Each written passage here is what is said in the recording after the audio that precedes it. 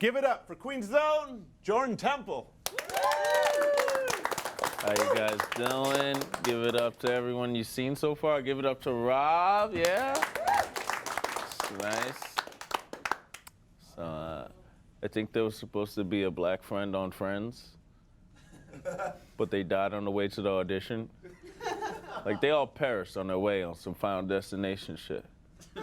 In the black actor community, it was known, if you got a call to be a friend on Friends, you were gonna die soon. One guy held a cab on the way to the audition. The cab pulled up, and then the cab exploded. Another lady made it all the way to the waiting room, where she exploded. And then there were these two brothers, one younger, one older.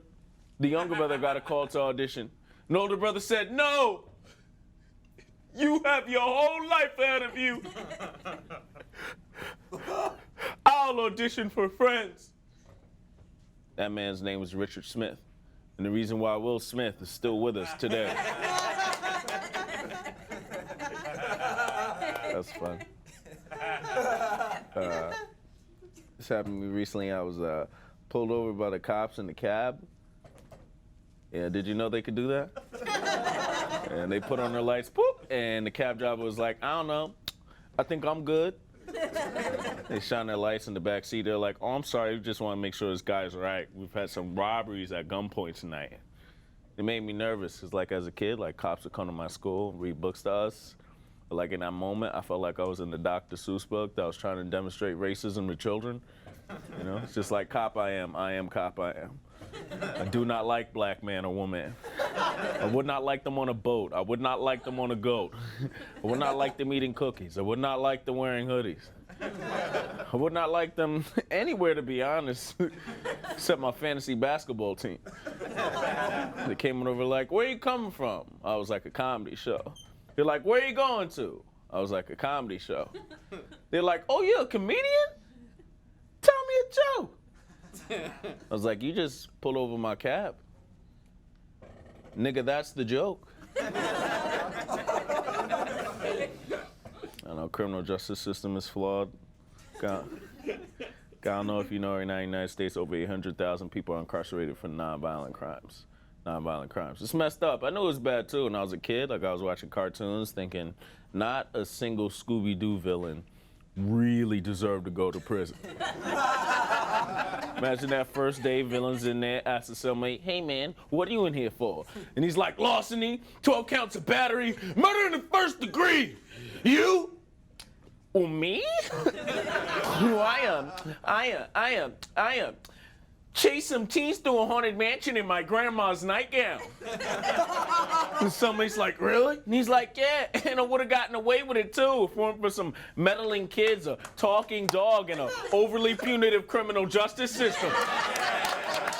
You killed 3 people? Damn, I miss my family. One thing about America right now, see Harry Tubman's gonna be on the $20 bill. Yeah. I think that's dope, especially for rap music, because now Make It Rain will be referred to as emancipation precipitation.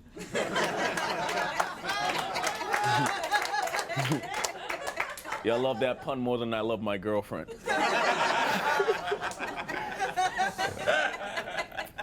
Yeah, my girlfriend is white. That's just what she is. It's not a come up. And I was talking the other day. She was like, "Can you go one day without addressing the fact that I'm a white woman?" And I love her, so I thought about it. No. That's what she is. And then the roommate butted in. She was like, "You stereotype white woman a lot." And I was like, "Yeah. A white woman would say that." One time I was with my girlfriend, the roommate would come back from a drag show. I have to say I love watching RuPaul's Drag Race. Yeah, I love that show so much. If I was ever murdered in the street, my dying words would be, "I love watching RuPaul's Drag Race." We were laughing about the show on the other side of the subway platforms. This guy was yelling at us. He was like, "What are you laughing at? You keep laughing, I'll fuck you up." And he got closer to us, noticed how much bigger I was than him, looked at me, my girlfriend, and a roommate, and just goes, "Oh, man, I didn't mean to disturb you and your family." He was so scared I made him progressive. That hurt, because I was ready to fight. I was not ready to be a single father. One of my girlfriend's gay friends came to visit us from LA recently, which I learned is the most exhausting kind of gay person. Hey, first night I met this guy, he had a 3-hour-long argument with me about how he understands black oppression because he's gay. And I was like, bruh, can't we just watch RuPaul's Drag Race in peace? It's Bob the Drag Queen's time right now, not a time for politics.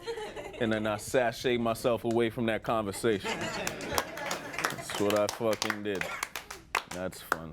I don't know. I date a lot of white women mostly because the dangers we experience apart are neutralized when we're together. Makes sense?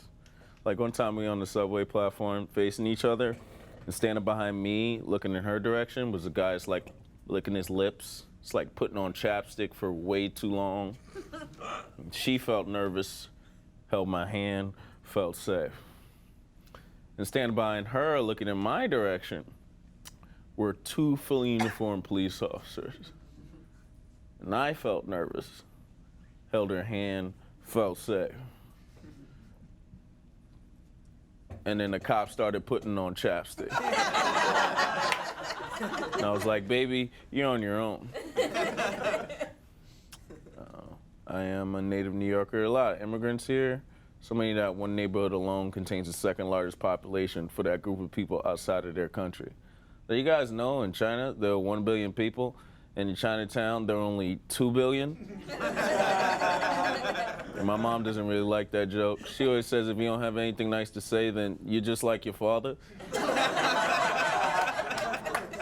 And my dad is from Haiti. He says I'm spoiled because I grew up in the States, but he came on the plane, so he's like the most spoiled kid in Haiti.